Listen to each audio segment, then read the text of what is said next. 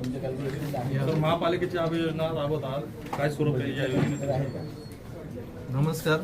आपल्याला सर्वांना आता माहितीच आहे की सर्व शहरातील नागरिक आणि सर्व नवनिर्वाचित सदस्य नगर सदस्य यांच्या मागणीनुसार शहरात आबा योजना राबवली जात आहे. आयुक्तांनी त्याला सकारात्मक प्रतिसाद दिला, त्याबद्दल आयुक्तांचे, सर्व नगरसेवकांचे आणि शहरातील जनतेचे अभिनंदन करतो. आबा योजना अशी आहे की शहरातील जे थकबाकीदार आहेत, ज्यांनी वर्षानुवर्ष थकबाकी स्वरूपातला जो कर त्यांचा शिल्लक राहिलेला आहे, त्याच्यावर जे व्याज आणि दंडात्मक जो कर आहे तो माफ करण्यात आला आहे. तो 90% माफ करण्यात आलेला आहे.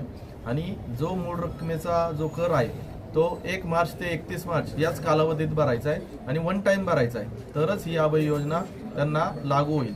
आणि जर त्यांनी त्याही प्रक्रियेत जर थकबाकी केली तर त्यांच्यावर कायदेशीर कारवाई केली जाईल. या योजनेत विशेष सवलत राबवण्यात आली, नक्की काय सवलत आहे, कशा पद्धतीने? सवलत म्हणजे व्याज जो दर आहे आणि दंडात्मक जी रक्कम आहे त्याच्यात 90% सूट देण्यात आलेली आहे.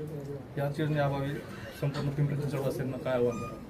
सर्वांना हेच आव्हान राहील की आबा योजनेद्वारे आपल्याला लाभ जरी होत असला तरी पिंपरी चिंचवड महानगरपालिकेचे जर उत्पन्न गोळा नाही झाले तर महानगरपालिकेतून ज्या आपल्याला मूलभूत सुविधा द्यायच्यात ते देणे अशक्य होईल. त्यामुळे सर्वांनी आबा योजनेद्वारे वन टाइम सर्व टॅक्स भरावे आणि त्याचा लाभ आपल्याला होणारच आहे. आणि जर नाही भरला तर त्याच्यावर कायदेशीर कारवाई करावी लागेल.